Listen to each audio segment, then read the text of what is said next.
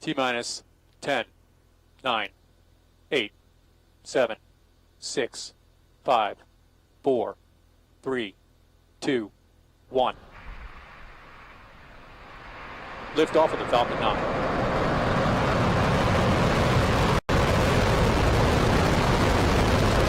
Falcon 9 cleared to 30 towers.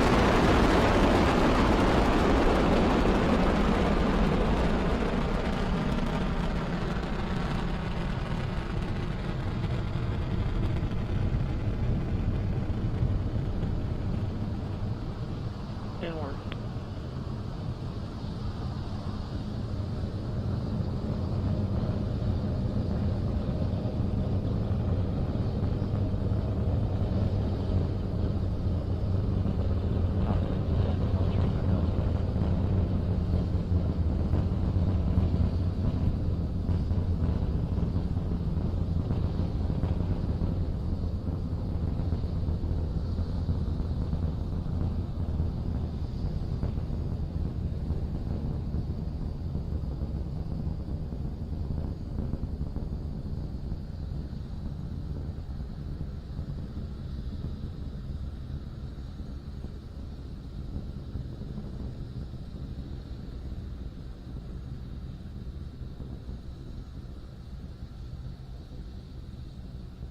Good morning or evening, depending on where you're tuning in from, and good afternoon to our viewers in Japan. On your screen, you can see the Falcon 9 rocket against the jet black canvas of the Florida night sky. I'm Michael Hammersley, a materials engineer in our avionics department, and I'm talking to you from outside mission control at SpaceX headquarters in Hawthorne, California, as we're getting ready for tonight's launch of JSAT 16. We have a reasonably unobstructed view into mission control at the moment, which is a rarity. The small crowd developing behind me in anticipation of liftoff at 1:26 a.m. Eastern or 8:26 a.m. Coordinated Universal Time. You may recall that we launched JSAT 14 a few months ago, and this mission tonight will have a fairly similar mission profile. It's also going to be a Geostationary Transfer Orbit. We'll be lifting off from Cape Canaveral, ascending to that GTO with a second stage burn, coast phase, and another second stage burn. And the first stage will be landing on the drone ship. One of the big differences will be attempting a single engine landing burn instead of a 3-engine landing burn. We hope to be bringing you good footage of that all night. This is Tom Perderio. I'm a firmware engineer in the avionics department here at SpaceX. Now, for those of you who have never seen a Falcon 9 launch before, let me walk you through exactly what you're going to be seeing on the pad before the launch tonight. So the first and foremost, the large structure in the center of the pad, that is the Falcon 9 rocket.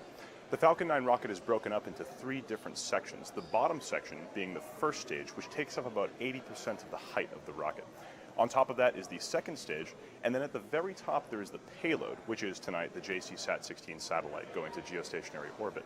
However, you can't see the JSAT satellite right now because it's encapsulated inside the payload fairing.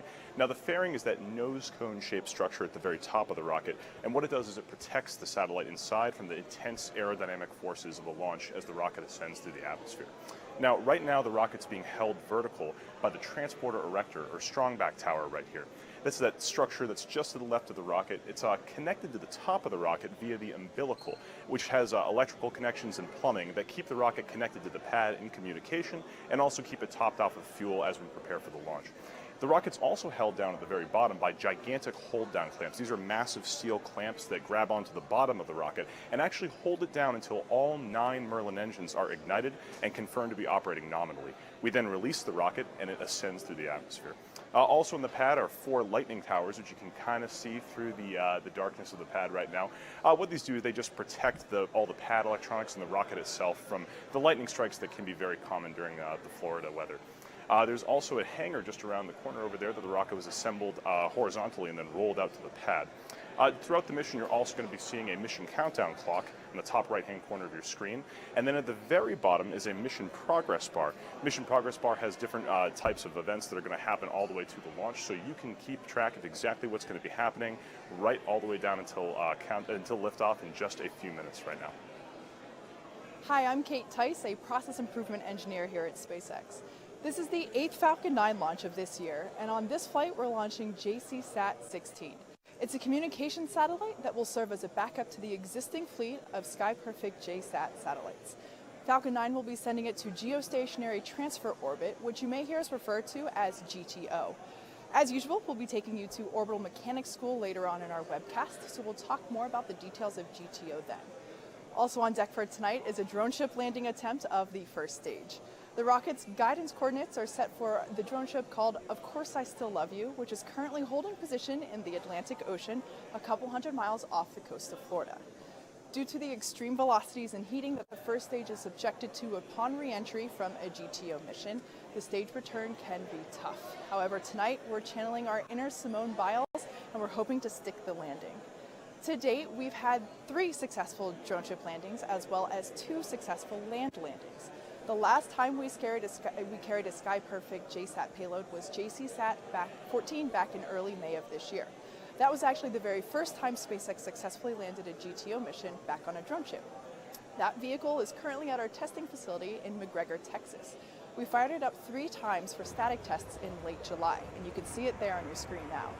Since it was exposed to such extreme conditions upon re-entry from the JSAT 14 mission, it's now being utilized as our flown benchmark vehicle.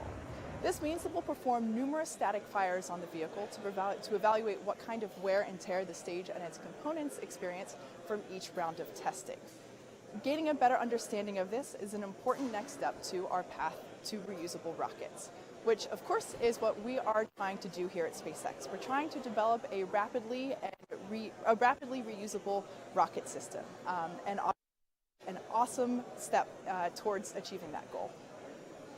Hello, I'm John Innsbrucker, Falcon 9 Principal Integration Engineer. I'm coming to you from my desk here at SpaceX headquarters in Hawthorne, California. I'll be bringing you status updates during the countdown as well as during the flight of Falcon 9 carrying JSAT 16 into Geostationary Transfer Orbit. Now it's late in the evening here in California, early morning at Cape Canaveral, but again, employees are beginning to gather out in front of the Mission Control Center in preparation for another Falcon 9 launch. Now we're deep into the launch auto sequence, right now at T-minus 10 minutes and 37 seconds. Everything on the Falcon 9 continues to go well as we proceed through this launch auto sequence. We're deep into the propellant loading right now. Currently, we are loading liquid oxygen into the first and second stage of the Falcon 9. You can see the view on the camera, the gaseous oxygen boiling off from the ground systems along the transporter rector strongback. We also began loading fuel at T-minus 35 minutes. Currently, fuel is loaded on the second stage, and we're getting ready to wrap up fuel loading on the first stage. Propellant loading consisting of liquid oxygen will continue up until about the T-minus 2 minute point. Now we rolled out to the pad at T-minus 17 hours. That's fairly early for us. The schedule allowed us to do this. We can normally do it in about 4 hours before liftoff. But once we got to the pad, that allowed our customer, the JSAT 16 crew, to be able to do their spacecraft functional checkouts at about T-minus 10 hours. The spacecraft team has completed those checks. At T-minus 30 minutes, they went to internal power. That pretty much completes their activities other than monitoring the spacecraft for the rest of the countdown. The Air Force range is ready to support with all the assets, and the weather continues to look good, both ground level and upper altitude winds, for an on-time launch in just over 9 minutes. The Falcon 9 rocket is capable of launching payloads into many different types of orbits. Now, communication satellites typically go for geostationary orbits, and these are typically protected inside the fairing. You can actually see some shots of our JSAT 16 fairing right now. Again, that fairing typically just protects the satellite, which you can see is not really designed to go through launch level winds. Now tonight we're launching the JSAT 16 satellite into a geostationary orbit. This is actually the second JSAT satellite we're launching for Sky Perfect JSAT in 4 months. JSAT has 16 satellites in orbit, making it Asia's largest satellite operator. The satellite was built by SSL, which is based in Palo Alto, California, in the heart of Silicon Valley. They are one of the world's leading manufacturers of commercial satellites. In fact, they have more commercial geostationary satellites in orbit than any other satellite manufacturer. The satellites, of course, beam us television, but they also provide radio, broadband internet, and mobile communications. This will be the 4th SSL-built satellite to launch on a Falcon 9 rocket. The SSL has manufactured more than 250 satellites, beginning back in 1960 with the world's very first communication satellite, the Courier 1B. In addition to building satellites, SSL was also the exclusive provider of batteries to the International Space Station for more than 10 years. They also built deep space antennas for the twin Voyager spacecraft, and one of them is now in interstellar space, further than any man-made object ever. Now, we're not quite going as far as the Voyager spacecraft today, but we are going pretty far. 36,000 kilometers above the surface of the Earth is no joke. It takes a lot of effort, a lot of fuel to get up there. And when it gets up there, the JSAT satellite will be orbiting in exactly the speed of the Earth's rotation. So you'll be able to look at it, point the satellite dish, and get all that radio, broadband internet, and mobile communication that's necessary. So the launch of the JSAT satellite is coming up pretty soon, just a few more minutes. Okay, so we're about T-minus 7 minutes until liftoff. As you can probably hear, the crowd is starting to grow here by Mission Control. As you've just seen, tonight's payload is JSAT 16, a communication satellite built by SSL. We're launching it for Sky Perfect, which is Asia's largest satellite with a current fleet of 16 satellites. The one we're sending up tonight will serve as a backup to that existing fleet. In order to accommodate this need, it was designed with the flexibility to be used at multiple orbital slots, as you heard Tom talk about.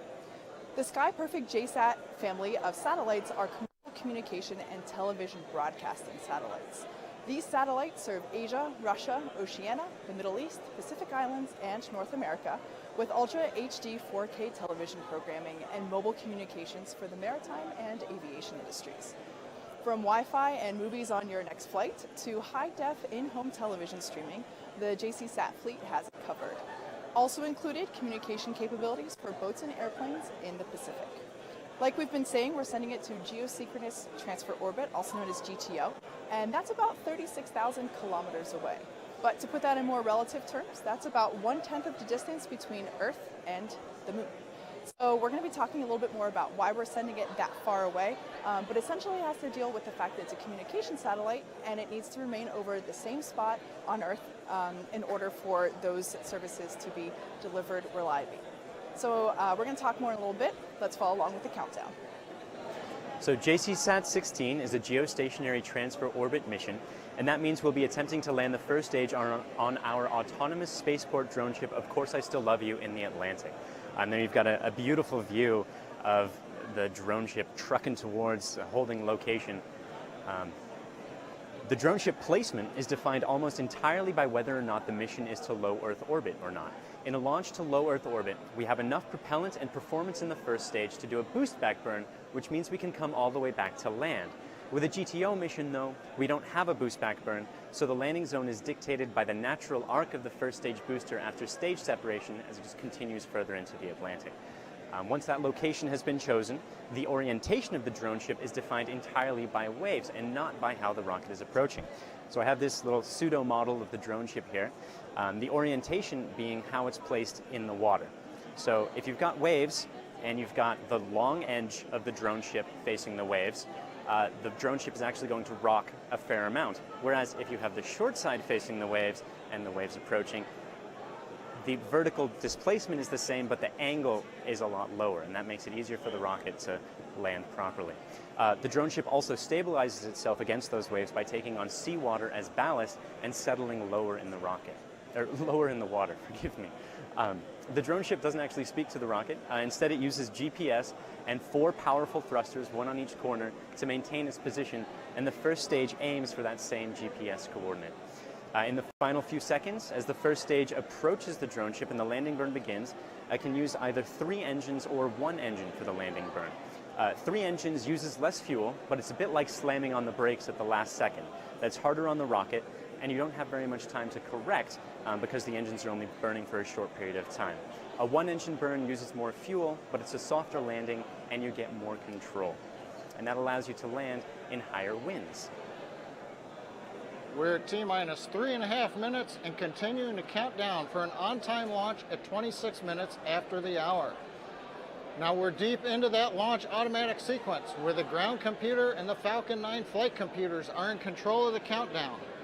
The team of SpaceX engineers in the Launch Control Center at Cape Canaveral have minimal involvement right now. The computers are controlling the sequence The engineers are watching over their monitors, ready to step in should something unexpected happen. We're also monitoring back here in Hawthorne, California in the Launch Support Center. Now we began propellant loading at T-minus 35 minutes after doing the standard poll of 13 people in the countdown to make sure we were ready to go into propellant load. We're currently loaded with fuel on the first and the second stage. We're going to wrap up liquid oxygen loading at T-minus 2 minutes. You can see right now on the monitor, the strongback is reclining away from the 70-meter tall Falcon 9. The strongback moves to a position of 77 degrees above horizontal, so it's slightly leaned away from the rocket in preparation for liftoff so the Falcon 9 can clear. Now we're working no issues on the Falcon 9. Spacecraft is on internal. They're working no issues. The range is ready to support. Weather continues to support, including the upper altitude winds, which are fairly light tonight. So all systems are looking good at T-minus 2 minutes and counting. Let's listen in to the last minutes of the countdown of Falcon 9 carrying JSAT 16 to Geostationary Transfer Orbit.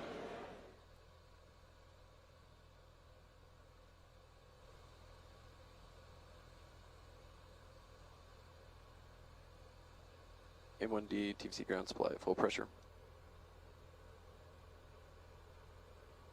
M1D fuel bleed complete. Vehicles in self-align.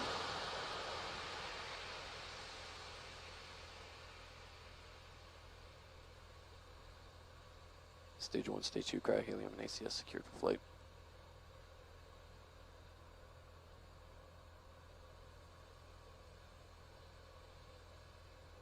Stage set ISO secured.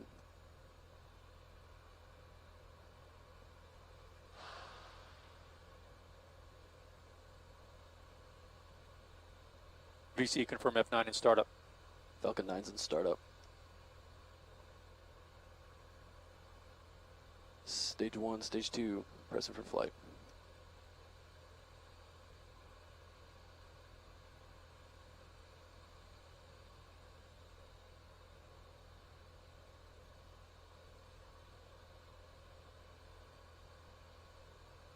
T-minus 30 seconds.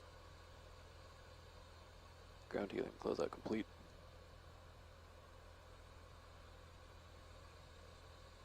T-minus 20 seconds. Falcon 9's configured for flight. 15. T-minus 10, 9, 8, 7, 6, 5, 4, 3, 2, 1. Lift off of the Falcon 9.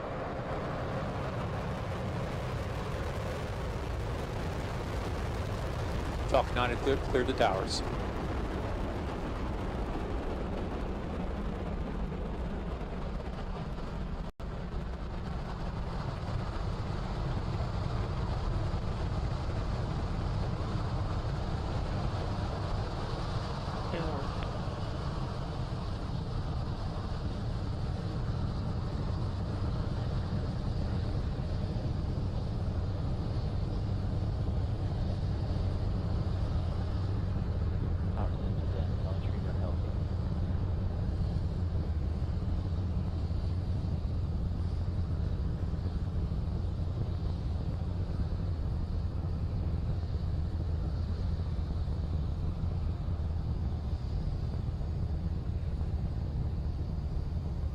You're looking at the Falcon 9 powering its way through the low atmosphere as it heads into the parking low Earth orbit. First stage continues to burn under the power of 9 Merlin 1D engines. We're already through the throttle down and throttle up phase. Coming up to transonic, let's listen in.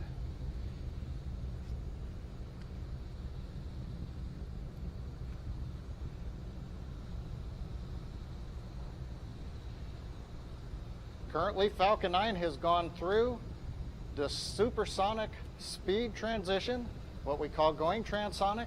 This is also the period of maximum dynamic pressure on the Falcon 9, where the loads on the vehicle, a combination of the density, the atmosphere at the lower altitudes, and the speed of the rocket create the greatest loads on the Falcon 9. We've just heard the call in that MVAC-D chill-in looks good. We've begun passing liquid oxygen to the turbo pump on the second stage engine, getting that turbo pump cold as we get ready for ignition of the upper stage, coming at about T plus 2 minutes and 44 seconds. We're going to listen in. Major activities coming up now. At 2.5 minutes into flight will be main engine cutoff, followed by stage separation and upper stage engine ignition. Let's listen in.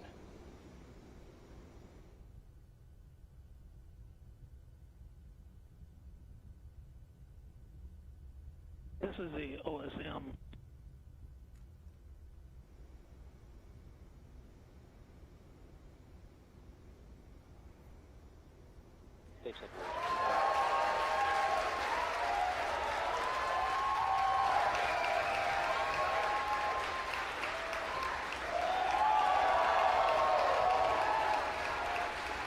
You hear the cheering. The upper stage engine is lit, completing the sequence of shutdown of the first stage, separation from the first stage, ignition of the upper stage engine as we continue on into the low Earth orbit. That'll be the first of 2 orbits we're headed for tonight. The first, somewhat circular low Earth orbit. Then, after a coast period, we'll go into what is essentially a large egg-shaped orbit, the Geostationary Transfer Orbit, which will take the Falcon 9 with the JSAT 16 spacecraft to an altitude of about 36,000 kilometers. You can see the upper stage nozzle. Here comes fairing separation. Fairing separation, And we have fairing separation. With that, let's talk to the team down on the floor. And as the second stage is carrying the satellite now free of the fairing up to that low Earth orbit, or the beginning, that initial low Earth orbit before moving to GTO, the first stage is heading back towards the drone ship. Now, occasionally people think that a drone ship landing is harder than a land landing, and that's sort of true, but not for the reasons they think. A low Earth orbit mission, which can return to either land or the drone ship, is easier than a geostationary transfer orbit mission, which can land only on the drone ships. That's because a GTO mission requires a lot more speed than a low Earth orbit mission, and that means it requires more propellant. It even gets a little bit trickier than that, so we've got a nice animation to show you what's up. Here we have a picture of the Falcon 9. We zoom in on the first stage. It's got liquid oxygen propellant on top and RP1 kerosene fuel on bottom. And as it burns through each of those propellants, the thrust that's produced is more or less constant. But it's harder to move or harder to accelerate when it's heavier, just like a pickup truck will accelerate slower when it's towing a lot behind it. So when you burn 20 seconds worth of fuel at the beginning of the flight, you've only added about 200 kilometers per hour to your speed. But 20 seconds worth of fuel when the rocket's almost empty, just before main engine cutoff, adds more than 2,000 kilometers per hour to your speed. So, sort of perversely, it's really the fact that we don't have much propellant left that allows us to reach the speeds required to reach GTO. And if you don't have much propellant left, of course, then you can't do a long re-entry burn to minimize the re-entry forces on the vehicle, and you get much less of the control that comes with a longer single-engine landing burn. So it's really the GTO landings that are hard, not necessarily whether the first stage is landing on a drone ship. So again, we are headed towards the drone ship on a GTO mission, so we don't get the boost back burn. We have a re-entry burn, but it's a bit shorter than what we're getting on some of our low Earth orbit missions. And we do manage to get a single engine landing burn, at least that's the attempt for this one, which means that we'll be able to have a longer control and longer descent, which is nicer because it's less forces on the rocket in that final descent. It can compensate for larger wind speeds, which is also pretty nice. So fingers crossed that's happening soon. Now, if you're interested in the math behind what's going on there in terms of the fuel and the speed, you can look up the Tsiolkovsky rocket equation, which explains a lot about how those two are related. We're at T plus 6 minutes and 20 seconds. Things continue to go well for Falcon 9 carrying JSAT 16 spacecraft into the low Earth orbit parking orbit. Looking at the upper stage engine, we've just heard the call out. Stage 1 entry burn has begun. This burn will last about 23 seconds. Let's listen for the completion of the burn.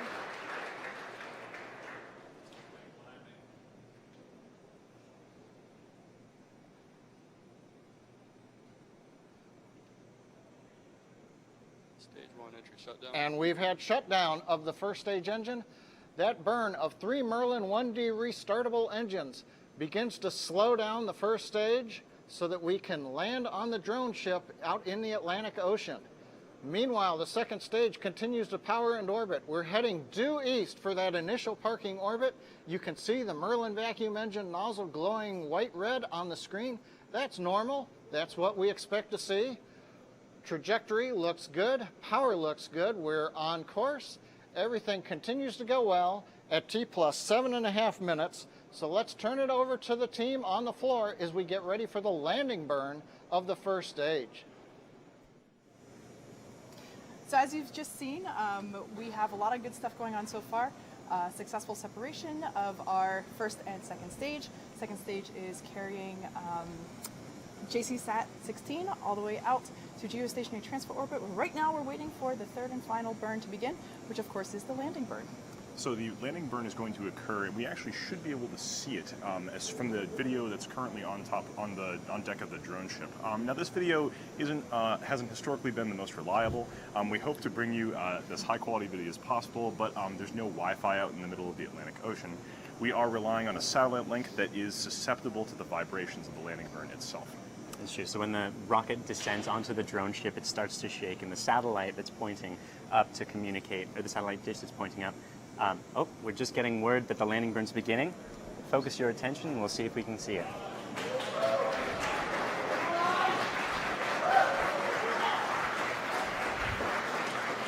It looks like we could see the exhaust gases just in the top of the frame. It seems as though things have frozen, which, like we said, this speed, there's no Wi-Fi out in the Atlantic Ocean yet. So we can't bring you a status update, unfortunately. We would love to know as much as you.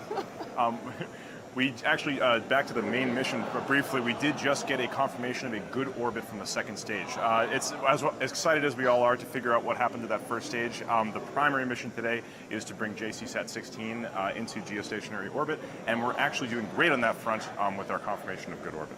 So that good orbit is the initial stage. It's that initial low Earth orbit section before the second stage begins a second burn to turn that orbit from a circular...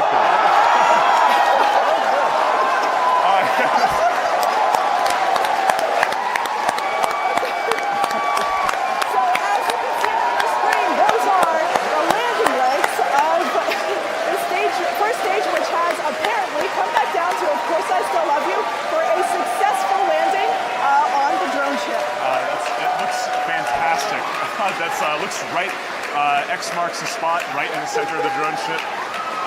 It's always great to see one of our boosters come back down to the surface of the Earth. Hopefully we'll get a chance to take a look at that thing and hopefully get it flying sometime soon. Yeah, so that's, I guess, the completion of a secondary objective. It's important to remember that that primary mission is the satellite. And we're going to move into a coast phase shortly, about 17 minutes long, while the second stage moves into the correct position to begin a second burn. And that second burn will change the orbit from that circular low Earth orbit into a giant egg-shaped orbit, where the top of the orbit is at 36,000 kilometers, which is the geostationary distance. Now, before we get it there, like we said before, it does take a bit of time. So we have about 16, 17-minute coast phase between basically until the next engine lights up again. We're actually going to be taking a break in a little bit. We hope that you stick with us. Of course, that's a great shot. Wow, that's awesome. A fantastic shot. But we hope you stick with us. We're going to be grabbing some coffee and wow, this is awesome. We'll see you in 17 minutes after the coast to guide you through the second stage relight and hopefully a good separation.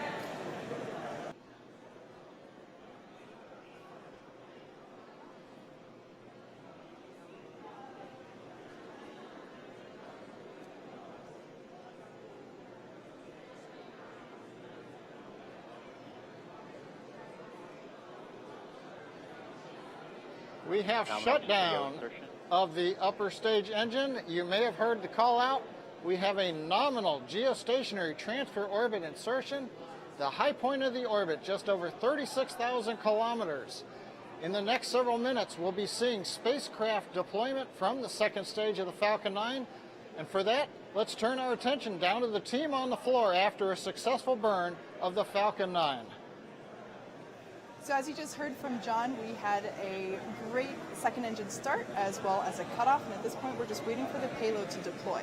Now in case if you have just joined us, it's early morning in Europe, so maybe you're just tuning in. Quick recap of the event so far this evening.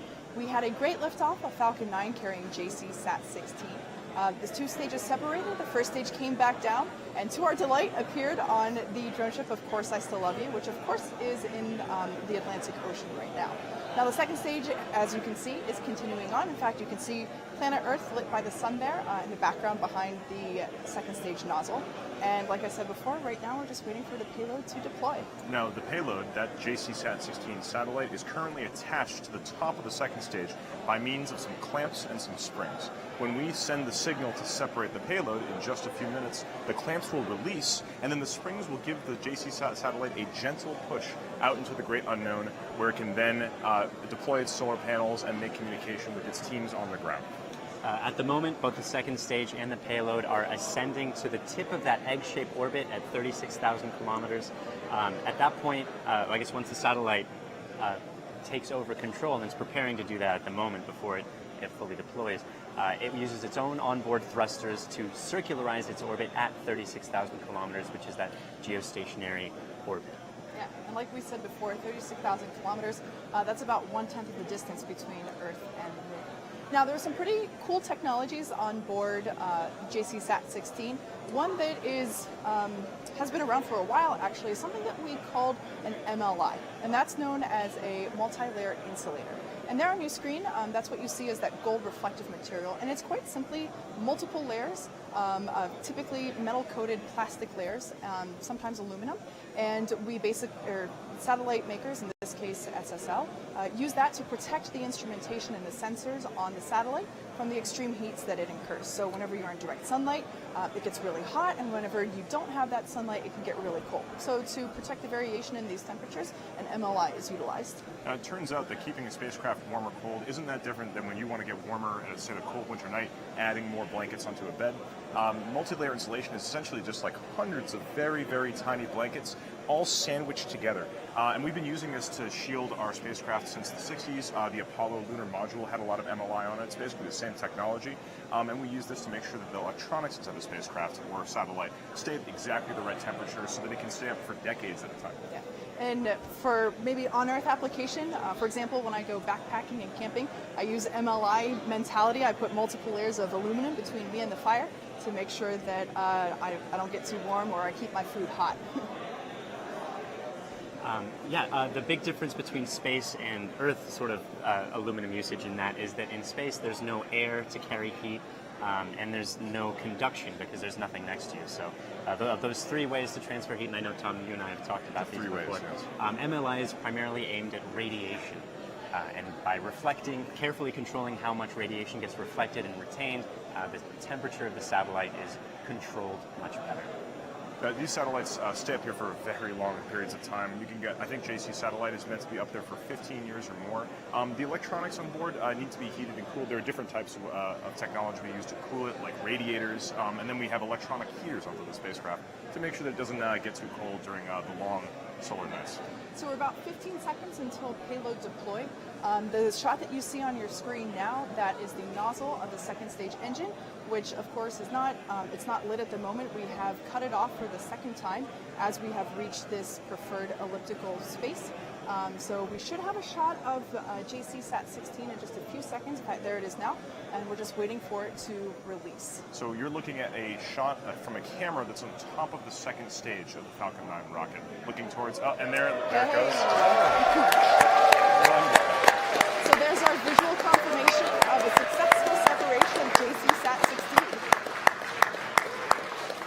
That about brings our mission to a close. It still remains to make sure that the satellite's operating properly, but once that gets fully spun up and moved into its orbit, then our part's totally over. So to recap, we had a successful on-time launch of the first stage and second stage altogether. The second stage continued on towards that low Earth orbit, coast phase, and then second burn, successfully deployed the payload as the first stage made it back to a successful landing on the drone ship from a geostationary transfer orbit, which is checking all the boxes. At this point, we're about to conclude the webcast. We'd like to thank SkyPerfect JSAT Corporation, our customer. We'd like to thank the Air Force for allowing us to launch off of Cape Canaveral and the FAA. And most of all, thank you, the viewers, for tuning in on a Saturday night to watch us launch a rocket. If you'd like to join us here at the SpaceX team, be sure to check out spacex.com/careers. Also, be sure to follow us on spacex.com, as well as Facebook, Twitter, and my personal favorite, our Instagram account. Also, finally, we'd like to dedicate this webcast to Kenny Baker. May he rest in peace, as he was the man that brought life to our favorite droid, R2-D2.